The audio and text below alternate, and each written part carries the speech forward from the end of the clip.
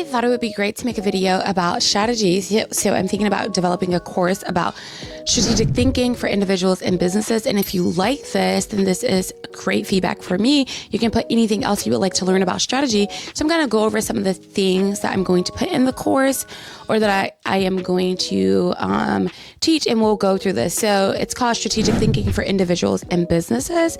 And the idea is that I help you to actualize your full potential. You'll go from stumbling to complete your goals to a fully laid out, attainable strategy to implement immediately so you can finally get where you're trying to go. So the idea is for you to achieve more with less by using tactical strategies to develop personally and professionally. I guess I should get better at this. It's hard to read on the screen. Let me see if I can turn it. Oh my gosh, this is so much better. Okay. I was trying to figure out how to scroll on the screen, but I got it. Thank you for being patient with me. Okay. So the idea is for you to have an understanding of how strategy helps you in your home and in work. So the first thing I want to say is there is sometimes a disconnect between you at work and you at home. I've seen people be amazing at work and you see their home life and you're like, who is this person? I'm not saying that they're interested in different hobbies or things like that. I think we're complex beings. So there's so many things we can learn about people, but it's just that the skills that they use at work don't translate at home. So for instance, they're super good with budgeting and finances at work. And then when they get home, their finances are in shambles, or they do construction for a living. And then they come home and there's half projects in their house everywhere. It's why did that part of your brain shut off? I understand that you may be fatigued or tired, but I would say, why not just plan it out? If you had enough to do 12 different projects halfway, why not just complete 3 all the way? So we want to talk about understanding strategic thinking. How strategic are you? That's a great question for you to ask. And how strategic would you like to be? If you are someone who are struggling with strategy and being more strategic in your personal life and home, or using the skills you have at home to translate at work. So let's say you're great at budgeting at home, and then when it comes to Excel at work, you're not. Or maybe you're super creative and artistic, but when you're at work, you just have this roadblock. We want to work through that. What result would you like to see by becoming more strategic? What are your goals here? Why people separate their personal and professional strategy? I honestly think it would be better if it was in more harmony. Why people shouldn't separate it. Okay. The benefits of being strategic, how individuals and businesses benefit.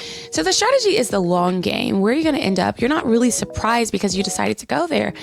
If you say, okay, I'm going to buy a flight today to New York, you get there, you don't have a hotel, you find a hotel, you get the Uber to the hotel, and then you stay there for one night and you realize, oh my gosh, I'm out of money. Well, a strategy may have said, hey, maybe don't go to New York, or maybe let's plan it out to go to New York, and let's figure out a way, because you love New York, for you to go every year or every 3 months. That's what a strategy does. So it's going to think about not only how can we get there, but if this is the place we want to be or a habit that we want to continue to have, it's going to help us to get there and continually get there.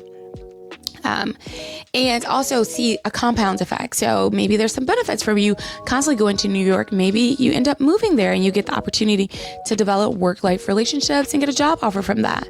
The cost of not having a strategy personally and professionally, or in your business. So not having a strategy in your business is how do you know when to pivot? How do you know how to deal with challenges? What about cash flow? All these things are a problem. And then we're going to talk about the compound effect, which is basically how little things add up to you getting more results in life. So it may not feel like it is similar to so let's say for you to build muscle, you need to have some protein coming in to the body, and then you need to do 3 sets of 12, which means that if you're going to do squats, you're going to squat down 12 times, and that's considered 1 set, and then do another set of 12 times and another set. So technically you did 36 squats, and you did it in 3 sets of 12, 3 times 12.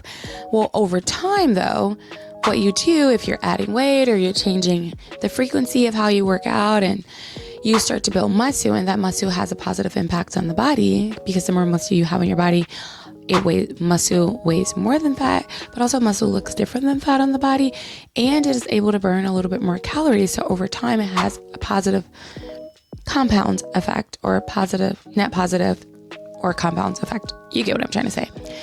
So if you have a strategic mindset, I think it's going to help you to figure out how to solve problems and not just run away from them. Sometimes people don't know when they have a problem. They don't know when they need help. Then they don't know that the problem can be solved or there's a different angle for looking at it. And they don't maybe know that the challenge that they overcome can actually work for them. Setting clear objectives. I think strategy forces you to be clear, and chaos keeps stress and overwhelmed. And it's not really usually intentional. I would say it comes off that way, but then it's just like you become a scatterbrain. And so then we're going to talk about how to make strategic decisions, not like in the process. Once you have your clarity, you understand what strategic thinking is and a mindset, then you're going to learn how to make decisions and learn how to manage risk in decisions, create leverage, use negotiating. Are those things that you would be interested in? And we're going to talk about creating a strategic vision, setting long-term goals, setting strategic planning techniques. So your long-term planning and vision.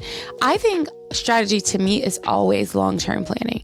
However, you may start with a bite. You start with a certain thing. It's just like they say, like, well, if you want to get healthy, don't think of diet, think of lifestyle. Sometimes you're starting with a diet to help teach you about lifestyle changes, but ideally you want to have something that you can stick to and that you're going to keep. Okay, so aligning strategy with values, identifying core values, aligning strategy with values, ethical considerations, and strategic thinking. So defining what your personal values are and your business or professional values are. I really think you should be the same person at work and at home. It makes it so much easier. And if you're in a place where you can't, we have to figure out how to solve that currently or how to create a move that allows you to do that. Strategic communication, communicating strategic views, vision, stakeholder engagement, adapting communication styles. So this one, I feel like it can work so many different ways in your personal life and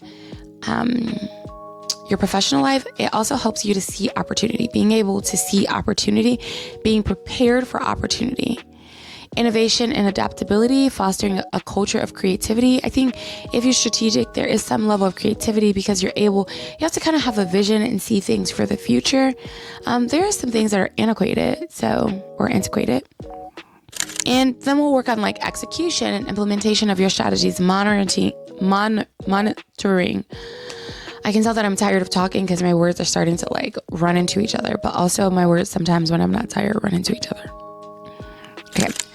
And evaluating, like looking at your strategy, looking at key performance indicators to see how is this working.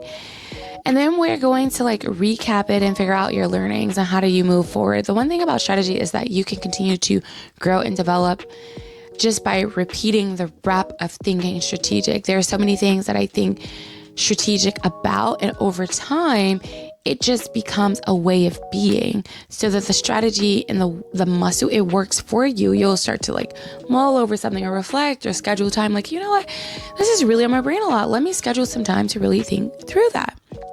Are you a strategic thinker?